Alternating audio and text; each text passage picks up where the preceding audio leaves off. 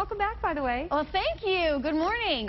We're here and we're talking about women bullying other women. I have Dr. Erika Holiday, psychologist and co-author of Mean Girls, Meaner Women, and she's here to talk about the growing issue.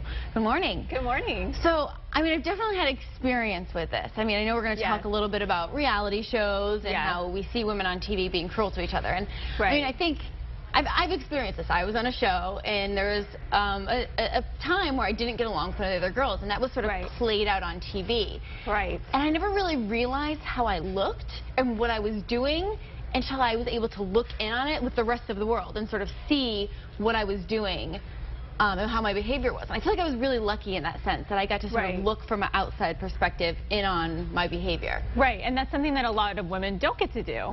And I think probably for you, I don't know, you can tell me, that you got caught up in it when it was happening to you, that you were reacting, and then afterwards you got to watch yourself, and probably you had a different reaction, like, oh, I wish I would have handled that differently. Absolutely. Yeah.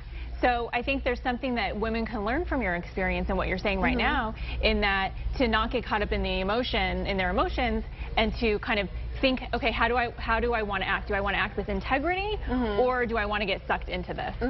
And like how would I want to be treated? And it's like the golden rule: treat others the way you would want to be treated. Our mothers told us that all growing up. It's that simple. Right. Right, and to think about, you know, a lot of times it's misplaced feelings. It's not even about the other woman, that it's not even about the situation. It's about something else, some kind of other experience that might be too painful to address, but it gets misdirected at the wrong person.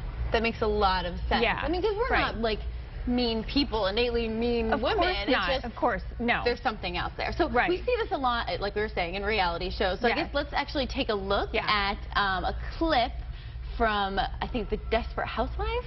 The Housewives of Beverly Hills. Are there two Camilles? I'm not sure. So if that was said upstairs and everything was calm and you guys had a drink, then what happened between then to suddenly... Well, I thought about it and I said, when we're trying to apologize to one another, I think it's nice to be open and honest. But I think throwing a little dig about insecurity... Well, it's only dig to someone who is, like, paranoid about that. Because if someone said, don't be insecure about that, I would be like, okay, you know, then I won't be. I'll tell you sometime. You can put on your little voice and try to act all sweet, okay? Hey. So, Desperate Housewives Beverly Hills, you can tell how much I watch these shows. I love this particular clip because, first of all, around the Thanksgiving table, this is what we were talking about, which makes me think, oh my God, okay, how many other American families are sitting around talking about this show?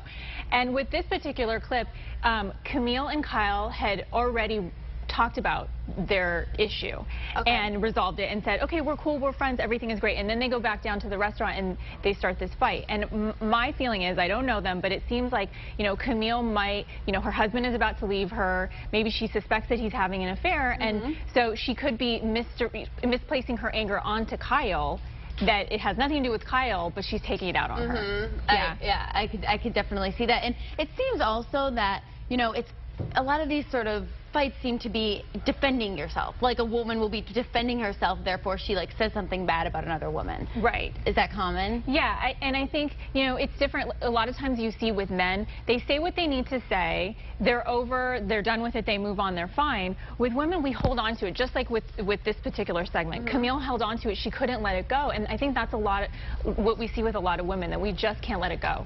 Why do you think that, I mean, because this is very common on these types of shows, why do you think they're so popular? Are we attracted to that, you know, or do we want more of that? We do. But we have to understand that it's intentionally made to be very provocative and stimulating. We feel like we're voyeurs, that we're secretly watching other people's lives, that we're getting away with something. But we have to understand that a lot of times it's not real, and we think that it is. We get sucked in. Sometimes it's not. Sometimes it is. Sometimes, yes. I definitely have an insider's view on that. So, what sort of, I guess, do you have advice for how to sort of stay out of all of that? Yeah, we need to understand when we're watching it, to watch it with a critical eye, because like I said, a lot of it is made to be provocative. And to also understand that sometimes they're not the greatest role models for girls and women, because they do portray women in a way where they're putting each other down and they're fighting. And I think we need to put some more women on there that show them resolving conflict in a more mature and constructive kind of a way. So better shows out there, and then it'll be better for all of us. Thank you so much. Thank you. And Dr. Erika Holiday will be back with us in the 9 o'clock hour, and she's going to discuss how shows like The Kardashians, which I admit I'm a fan, and how those can sort of warp women's perceptions. Yes.